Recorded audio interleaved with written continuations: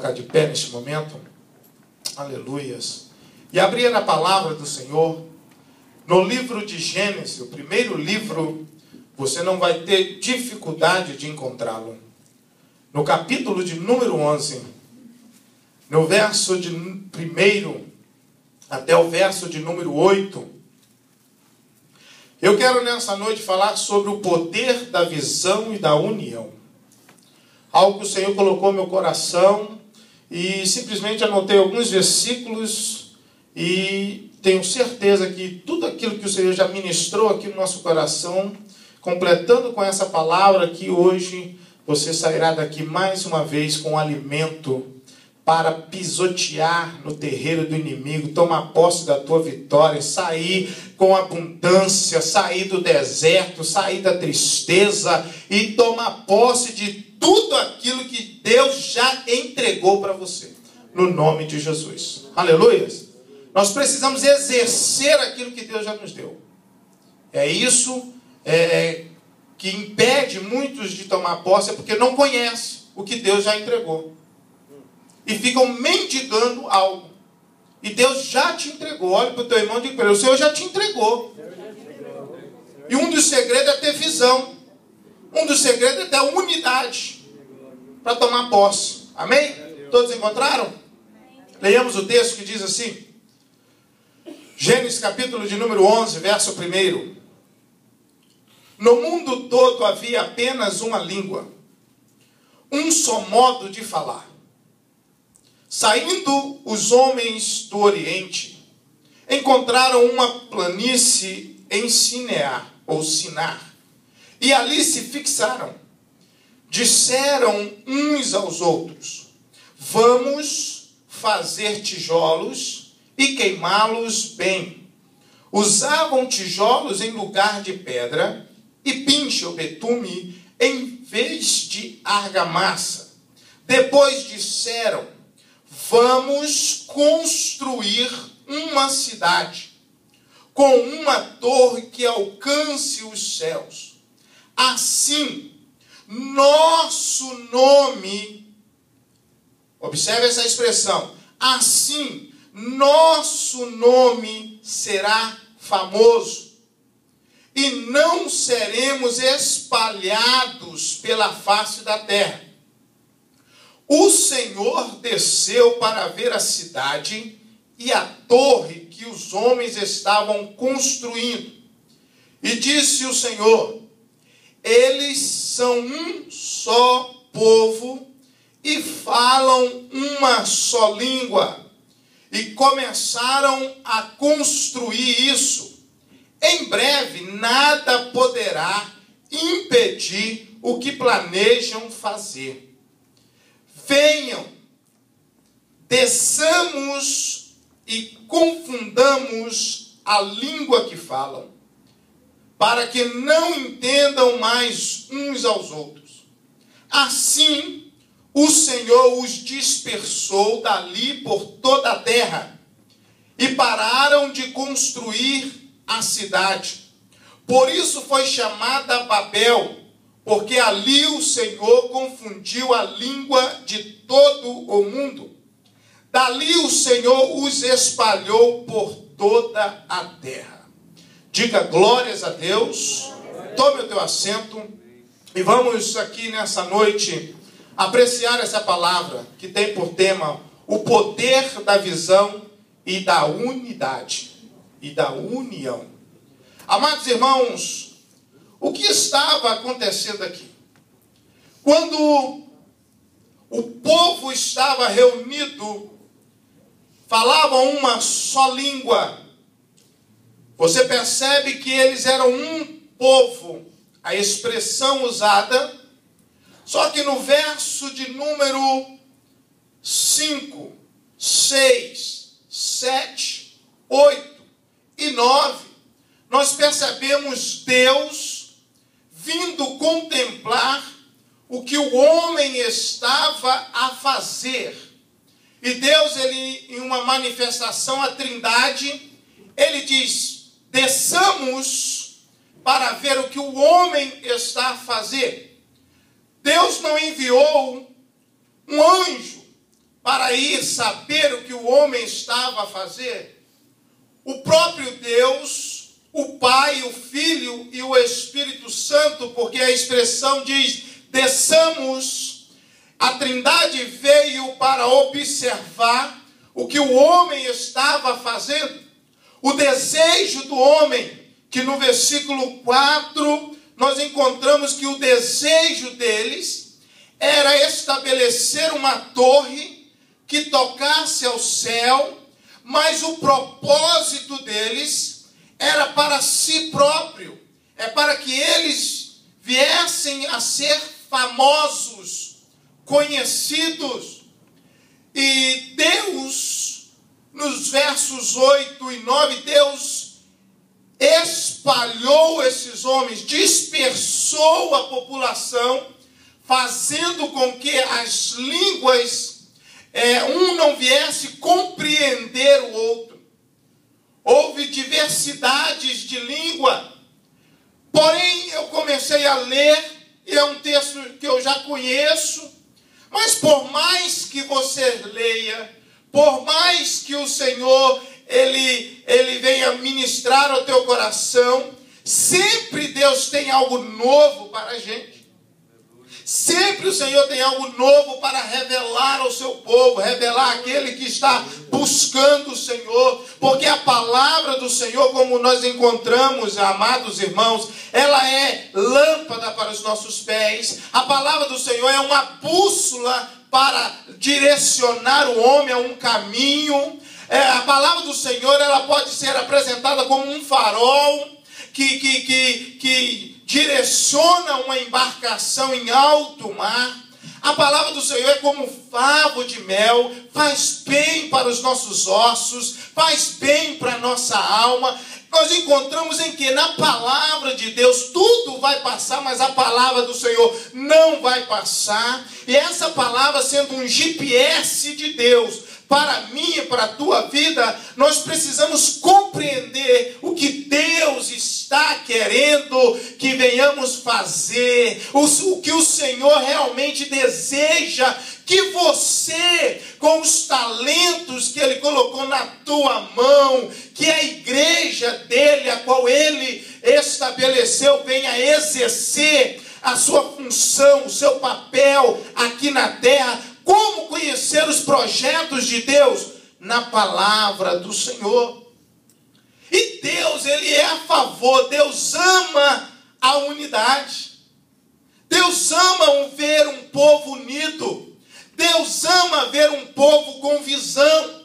E nós vamos tocar em vários assuntos em visão e unidade. E Deus ama isso, não é verdade? Que os irmãos vivam em união. Que os irmãos vivam em comunhão. Salmo 133. Não é verdade? Quando o salmista ele diz, porque é algo maravilhoso diante dos olhos de Deus. Uma casa que tem comunhão, uma empresa em que os funcionários trabalham em comunhão. Enfim, a comunhão e a visão daquilo que Deus tem para nós é fundamental para a tua, para a minha vitória, para eu compreender como andar, como caminhar, como agir nesses dias em que o mundo está corrompido, em que o mundo está apodrecido, em que o mundo está cada dia piorando. Como que eu vou caminhar? Qual vai ser a minha visão? Qual vai ser o meu proceder diante dessa situação? Palavra de Deus. Na palavra do Senhor. O porquê que Deus então dispersou eles? Se eles falavam um só idioma, uma só língua. Porque o que eles faziam era interesse próprio. E tudo o Senhor ministrar ao meu coração, tudo que o homem fizer para o interesse próprio não será estabelecido por Deus. Agora, tudo aquilo que eu coloco Deus em primeiro lugar, o querer dele em primeiro lugar, a vontade dele em primeiro lugar, Como Jesus mesmo diz, buscai primeiro o meu reino e a minha justiça, e as demais coisas vos serão acrescentadas. Tudo que eu coloco em primeiro lugar do que o reino de Deus não será estabelecido. Crescerá, começará a dar fruto, mas logo não irá permanecer. Porque Deus estabelece dizendo: busque primeiro o meu reino, a minha justiça, e tudo que você precisa, eu vou fazer por você. Faça primeiro para mim. Então o propósito aqui, o que Deus estabelece aqui no capítulo 11 de Gênesis, Deus dispersa o povo, porque o intuito de construir a torre era pessoal.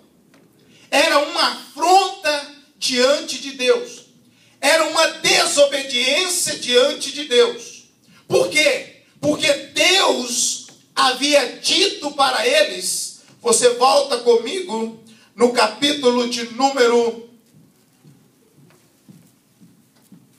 9, no verso de número 1, logo depois do dilúvio, quando Noé sai da arca, no capítulo 8, no verso 21, quando Noé sai da arca, depois de anos, 40 dias e 40 noites de chuva, um tempo passa, as águas se abaixam, a arca de Noé, ela para no Monte Ararat, diz o texto, que fica na região da Turquia. Agora Noé sai com a sua família da arca, e a primeira coisa que ele estabelece no capítulo 8, no verso de número 20, Noé estabelece um altar, e ele apresenta um sacrifício diante do Senhor, e no verso de número 21, o Senhor recebe o sacrifício como um cheiro suave,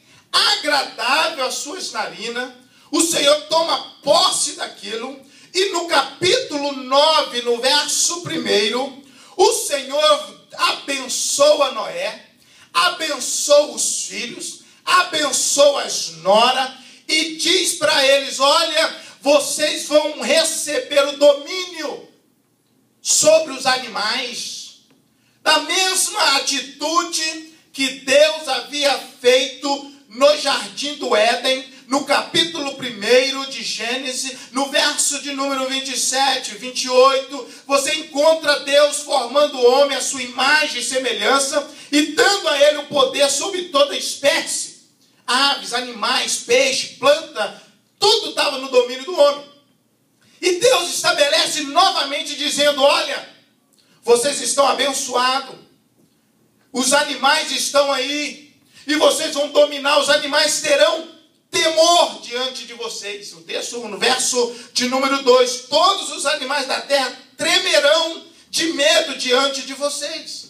Capítulo 9, verso 2. E no verso 7 do capítulo 9, Deus então diz para eles: olha, eu quero que vocês sejam férteis, multipliquem-se, espalhem-se pela terra e proliferem nela.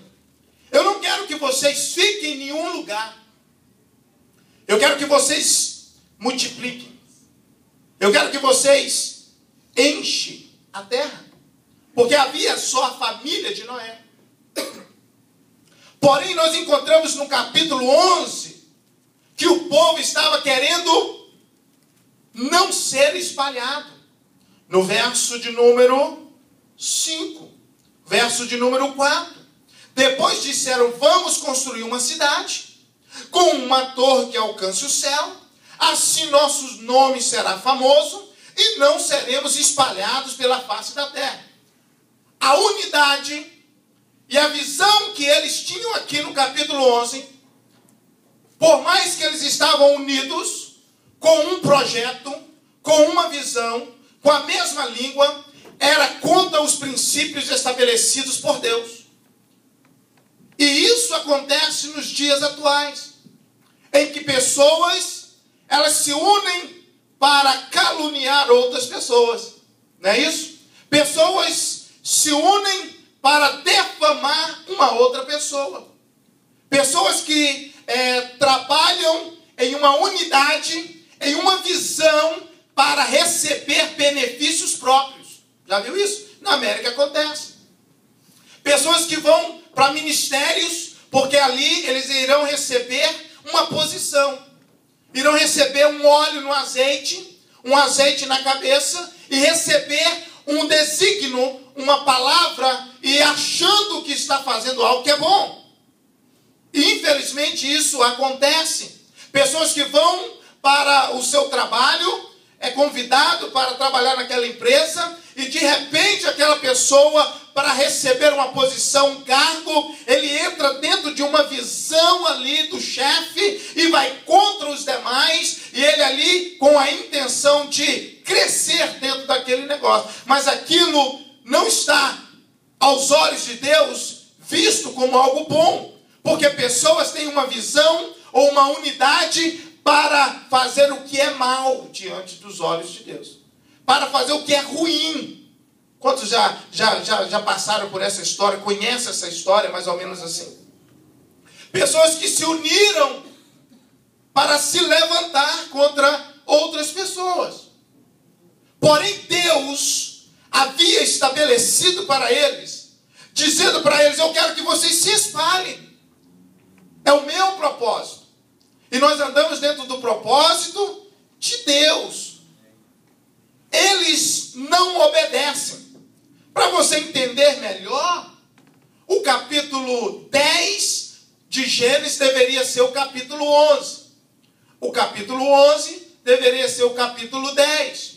Porque no capítulo 10, os filhos de Noé, que é Jafé, Sem e Cã, eles deveriam multiplicar-se. E no capítulo 10 você encontra a origem dos povos. Jafé morou em uma região, em um território, e falavam as suas línguas. No final dos versículos. Cã, ele habitou em uma outra região, e no final dos versículos, no capítulo 10, no versículo 20, você percebe que eles estão dizendo: e eles foram no território e nações com as suas línguas. E Sem do mesmo jeito. Então as línguas, elas foram dispersas no capítulo 11. No capítulo 11 de Gênesis. Mas entenda isso, o que está acontecendo aqui. A visão e o propósito deles era algo que vinha contra os princípios de Deus. Agora, no capítulo 10, em que você... Quero te dar um conselho, como seu pastor. Leia capítulo 7, leia capítulo 6, 5, 6, 7, 8, 9, 10, o 11, porque você vai depender dele em quase todas as escrituras sagradas. Você vai compreender no capítulo 10 quase toda a história do povo de Israel. Você vai encontrar aqui todo o adversário do povo de Deus se levantando no capítulo 10, no versículo de número 6 até o versículo de número 20. Todos os adversários são levantados através do filho de Noé chamado Cã. Você percebe que nos versículos de Cã nasceu Canaã. E Canaã havia sido amaldiçoado por Noé, porque ele olhou para Noé, Noé que estava nu, que havia se embriagado, ele ridicularizou o pai, enquanto Jafé e Sem, eles escondem a nudez do pai, porque tudo aquilo que quer desnudar o homem vai contra os princípios de Deus. Noé amaldiçoa Canaã, que seria a geração do seu filho Cã. E agora você percebe que Canaã é o mesmo nome da terra que Deus vai jurar e Deus vai entregar para Abraão. E Deus diz a Noé, Noé na sua palavra, ele diz que Cã e a sua geração, Canaã, e todos que vierem de Cã serão servos de Sem, servos de Jafé. Sem são os judeus, e Jafé são os gentios. E Cã e toda a sua descendência, Canaã, são os antissemitas, os que perseguem o povo de Deus, os que vão atrás do Senhor, como Nimrod. Enfim, você pega o versículo capítulo 10, você vai perceber que de Cã nasceu Cuxi, nasceu Ávila, nasceu os ninivitas, nasceu a Assíria, nasceu os filisteus, nasceu os gigaseus, nasceu os amorreus, nasceu todos aqueles adversários do povo de Deus que você encontra lá em Canaã. Mas o que Deus havia dito para eles? Que Canaã seria servo de Sem, que Canaã seria servo de Jafé. Por isso que eles teriam que sair da terra, abandonar a terra e entregar a terra para o povo de Deus. No capítulo 12, Deus chama Abraão, promete ele uma terra. Lá em Êxodo, o Senhor fala através de Moisés, dizendo: olha, eu vou levar vocês para uma terra que vocês não plantaram, terra que tem ribeiro, terra que emana leite e mel, lá tem gigante, a terra de Canaã.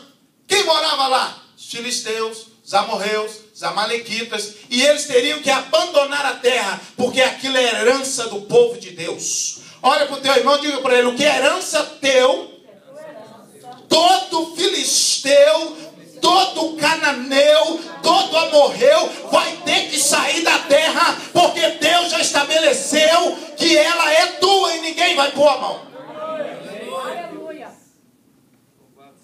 Precisamos compreender um pouco as Escrituras, entender, para você entender o que é direito teu. Porque às vezes as pessoas ficam sem entender o porquê que Deus iria tirar aquele povo daquela terra. Porque eles seriam servos do povo de Deus. Porque eles agiram de uma forma ilegal. E é assim que você precisa se posicionar, tomando posse, dizendo: Deus já estabeleceu a minha vitória. A minha casa, eu não aceito nenhum levante na minha casa, na minha empresa. A minha visão é uma visão de águia. A minha família é de Jeová. Eu estou nos Estados Unidos, os meus documentos vão chegar até a mim. Eu vou tomar posse da minha vitória. Eu vou tomar posse, eu vou ver os meus filhos sentados ao redor da minha mesa. Eu vou tomar posse. O inimigo vai ter que tirar a mão dele da minha bênção, porque eu creio na palavra do meu Deus. Agora, caminhando um pouco, já que você entende que a visão e o projeto deles aqui não ia de encontro àquilo que Deus tinha, e por isso foi desfeito, e por isso eles foram espalhados. Infelizmente existe isso. Lembra da história de Ananias e Safira? Capítulo de número 5 de Atos dos Apóstolos. Eles concordaram, um casal, em prol de mentir. Eles mentem em relação a um terreno que eles haviam vendido. E quando ele vai se apresentar diante do apóstolo Pedro, Ananias, ele mente. Ele havia vendido o terreno por um valor, e ele chega diante de Pedro e diz ser outro valor. E ali ele morre instantaneamente diante do profeta, diante do apóstolo Pedro. E logo em seguida aparece quem é a esposa, Safira, não sabendo que o seu esposo já havia morrido, que eles já estavam levando ele e enterrando ele.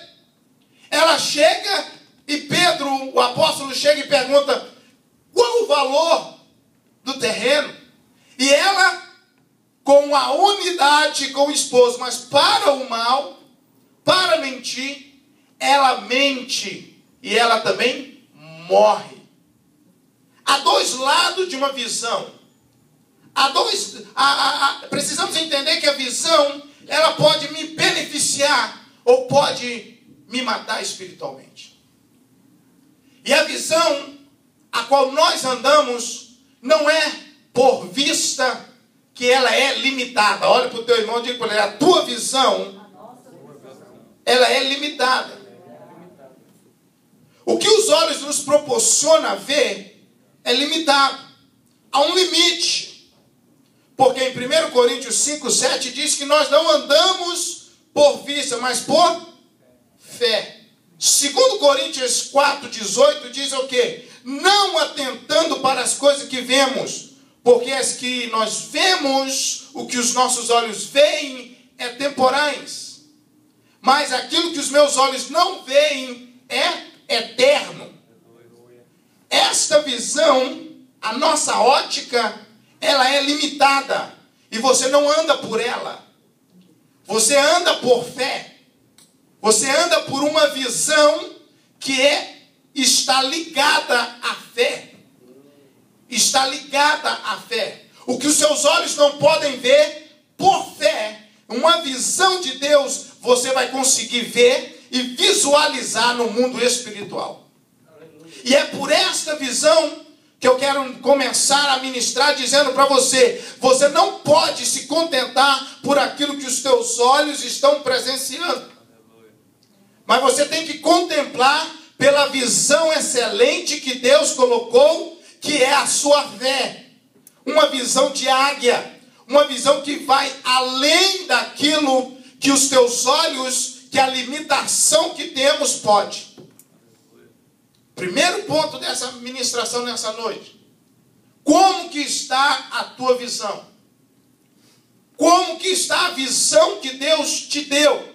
Uma visão em que pessoas querem olhar simplesmente o que está ao alcance dos meus olhos, ou eu vou andar por fé, ou eu vou andar rompendo em fé, ou eu vou andar tomando posse, crendo que o que Deus prometeu, Ele vai cumprir na minha vida.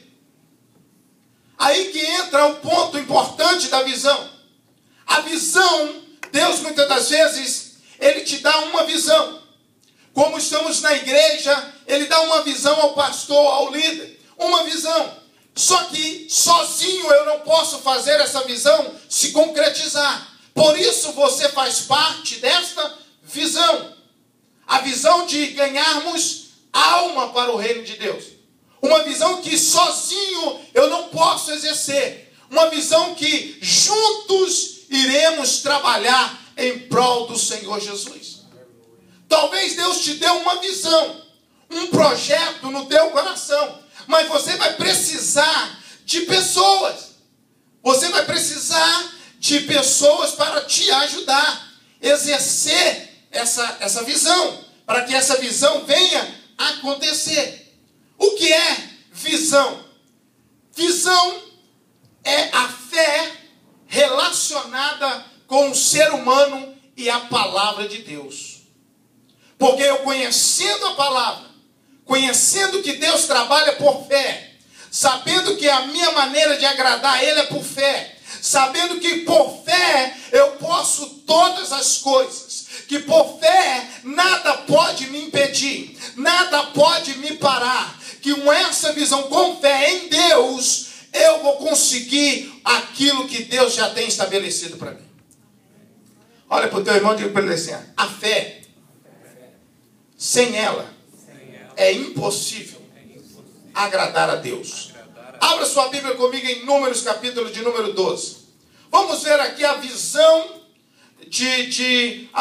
capítulo número 13. A visão dos espias.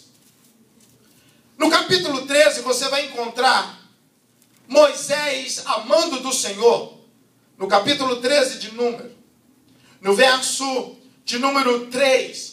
Você percebe Deus estabelecendo e dizendo, olha, Moisés, meu servo, escolhe 12 homens, os principais. A sua Bíblia talvez está escrito aí, que governam, príncipes. Os principais, um de cada tribo. Um de cada tribo. Números 13, verso 3. Para que eles possam ir à terra de Canaã, que eu prometi. Para eles irem e vão trazer uns frutos da terra. Vão dar o relatório do que eles viram lá. E a palavra do Senhor nos diz que eles foram 40 dias e voltaram, trazendo um cacho de uva. 2 homens, diz as Escrituras, trazendo numa vara um cacho de uva, romães e outras frutas. Porém, quando eles chegam diante de Moisés e diante de todo o povo, no capítulo 13, agora no verso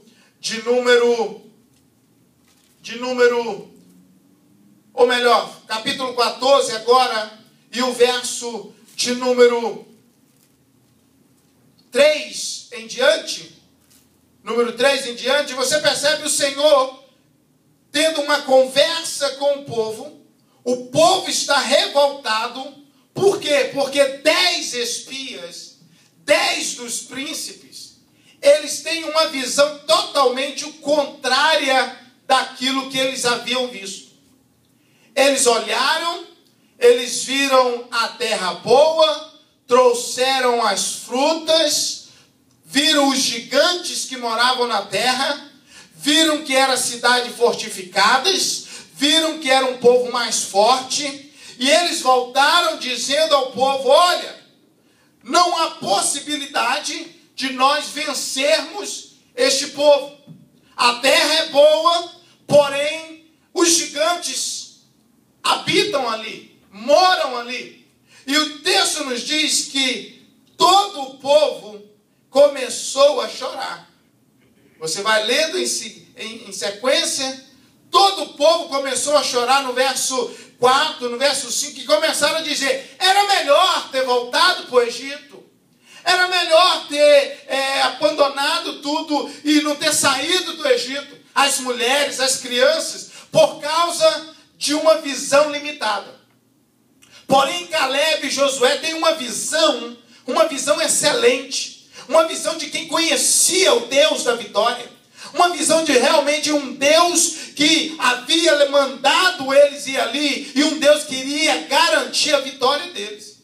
Josué e Caleb, diz o texto, que fez com que o povo viesse se calar diante de toda a congregação. A congregação teve que ficar quieta, e eles se levantaram dizendo: olha, o Senhor nos deu essa terra, o Senhor é conosco, Ele irá pelejar por nós, Ele irá nos abençoar.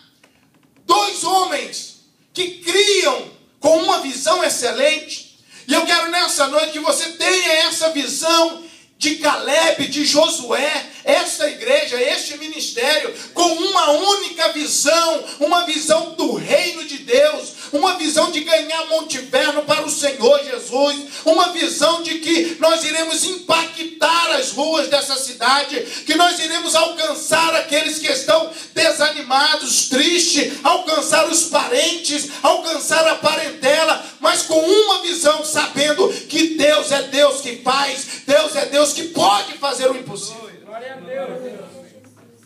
Porque o adversário ou pessoas pode se apresentar diante de você, tentando dizer para você: olha, essa visão lá não vai dar certo, esse problema, eles são gigantes e você não vai ter oportunidade, e muitas outras coisas. Porém, você precisa entender que o projeto de Deus já está estabelecido para você. Ele disse que a terra é boa, Ele disse que aquela terra é tua, que aquela bênção é tua, que a tua família é abençoada, que o sangue do Senhor está sobre a tua vida, e assim você precisa acreditar.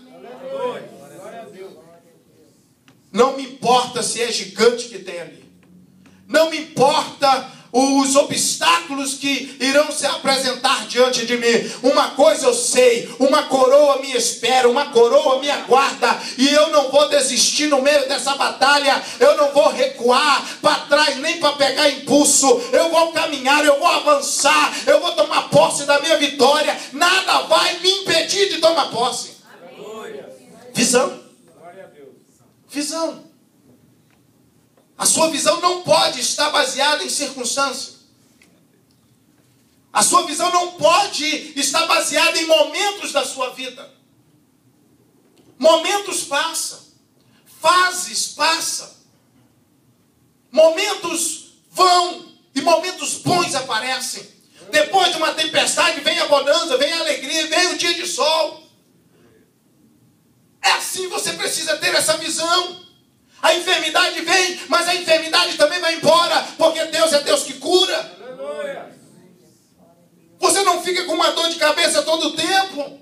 Você toma um remédio e ela passa. Ela vai embora. A adversidade é a mesma coisa. O remédio dela é a perseverança. O remédio é você saber que existe um Deus que está contemplando a tua posição, a tua atitude, a tua visão. Você crê, ainda que das cinzas como Abraão, Deus vai ressuscitar Isaac. Assim você crê que mesmo da cinza, do impossível, quando todo mundo te abandona, te deixa, diz que você não vai conseguir, o Senhor está olhando para você e você está crendo de joelho, dizendo: este Deus é o Deus que vai se levantar a meu favor, e no momento certo, eita Deus que vai agir. Aleluia. E vai me dar a vitória. Amém. Visão, igreja. Visão. Visão. Principalmente você que está aqui na América. Você precisa ter essa visão. Uma visão especial. Uma visão do reino. Uma visão de que Deus pode fazer. Uma visão que não vai se deteriorar, uma visão que não vai se embaçar no meio da adversidade, no meio do dia ruim, do dia mau, a tua visão continua a mesma. Eu não estou dizendo que é fácil, eu estou dizendo que a tua visão não pode ser embaçada no momento de crise. Eu estou dizendo para você entender e compreender que você espere um Deus que é soberano, um Deus que pode, um Deus que nada para Ele é impossível. E eu preciso ter essa visão. Eu preciso ter essa visão. Que não há tempo, não há distância para o nosso Deus. E o segundo ponto, além da visão, é ter duas visões. O que é isso? Olha o que Jesus fala em Marcos, capítulo de número 3. Marcos, capítulo de número 3, verso de número 23. O que destrói uma família? O que destrói uma empresa? O que pode destruir uma igreja? O que pode fazer você não tomar posse da tua bênção? Marcos 3, 23. Se nenhuma casa tiver duas visões, ela não vai prevalecer. Se numa empresa estiver várias visões, não vai prevalecer. No reino de Deus, Jesus estabelece dizendo a mesma coisa. Um reino dividido não prevalece, porque Deus não aceita duas visões. Só pode haver uma visão. Olha o que Jesus diz, vamos ler. Então Jesus os chamou e lhes falou por parábolas. Como pode Satanás expulsar Satanás? Se um reino estiver dividido contra si mesmo, não poderá subsistir. De uma casa estiver dividida contra si mesma, também não poderá subsistir. E se Satanás se opuser a si mesmo e estiver dividido, não poderá subsistir. Chegou o seu fim. O que destrói uma família? O que leva uma família ao divórcio? Duas visões. O esposo tem uma visão, a esposa tem outra visão. E aí, o que acontece? Divórcio. O que impede, o que atrapalha a empresa? Leva uma empresa à falência? Várias visões.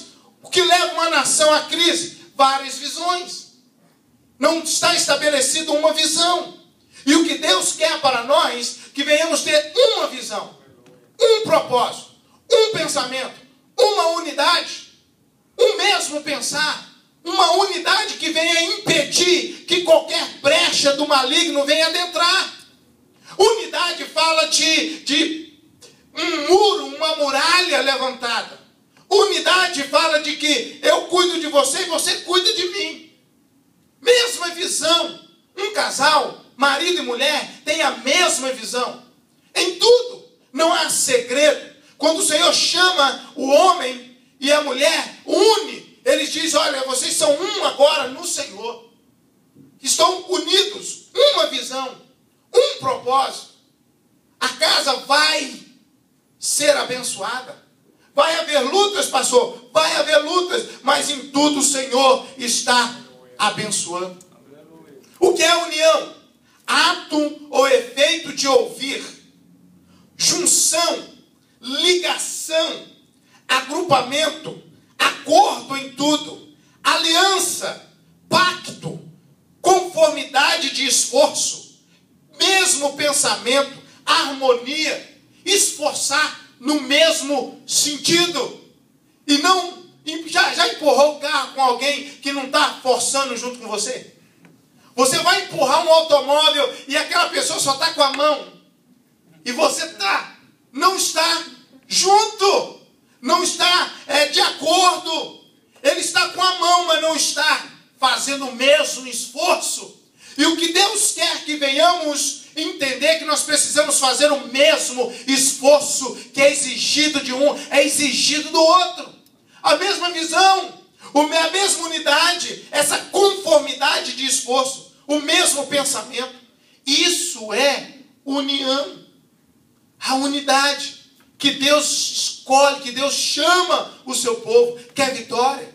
Uma igreja abençoada, temos que estar em comunhão, a mesma visão, o mesmo projeto, a mesma conformidade, trabalharmos juntos, não haver crítica, porque eles começaram a levantar aquela torre, e Deus olhou e disse: eu tenho que descer lá, porque o que eles estão fazendo é um projeto que vai alcançar, porque eles estão em unidade, eles estão com o mesmo pensar, eles estão com o mesmo agir.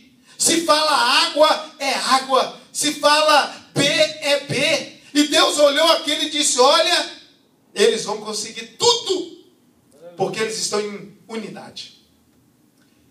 E essa é a palavra, vamos colocar de pé. Uma palavra que o Senhor quer colocar no teu coração. A unidade. Marido, mulher, igreja, irmãos, membros. Como a palavra do Senhor nos diz, nós somos membros de um corpo, em que Cristo é o cabeça. E nós temos que fazer o mesmo esforço, o trabalhar junto. O que a palavra do Senhor nos diz? Em Atos, capítulo de número 2, em diante.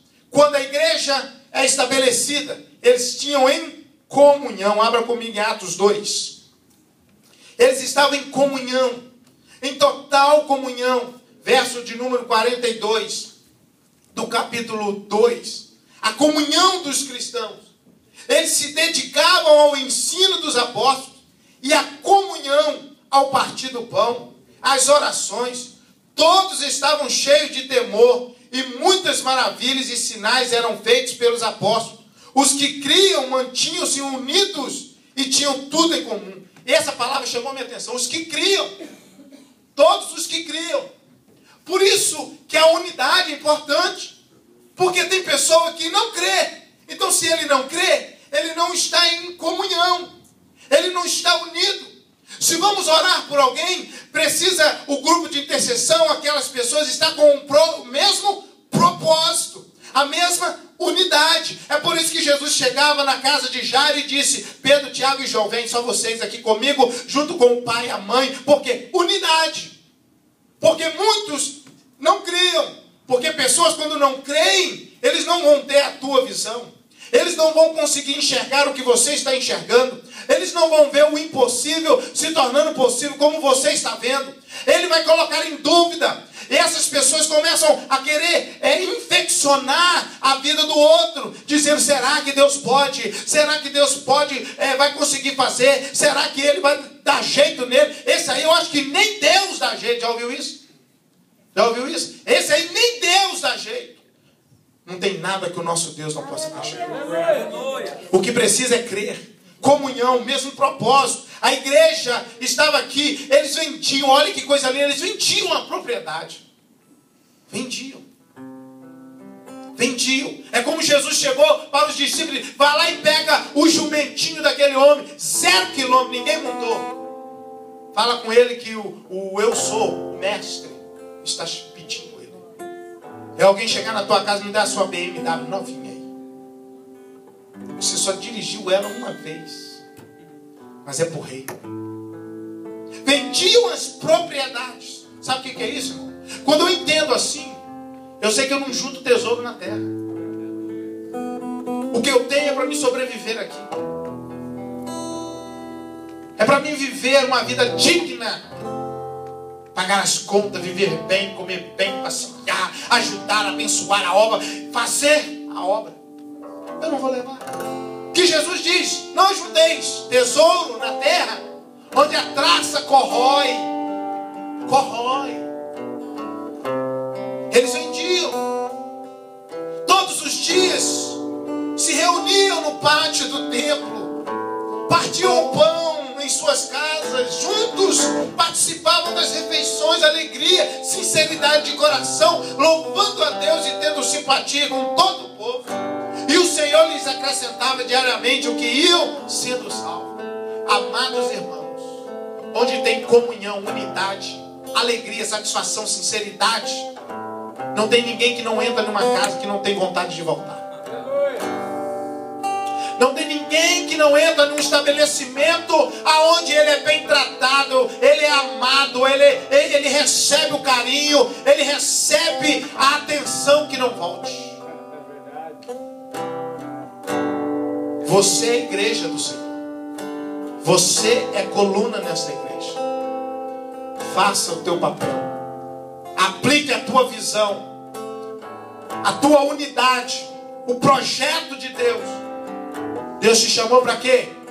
Para cuidar dessa área por enquanto? Cuide dela. Para abrir a igreja? Cuide, abra. Para tirar o lixo? Faça.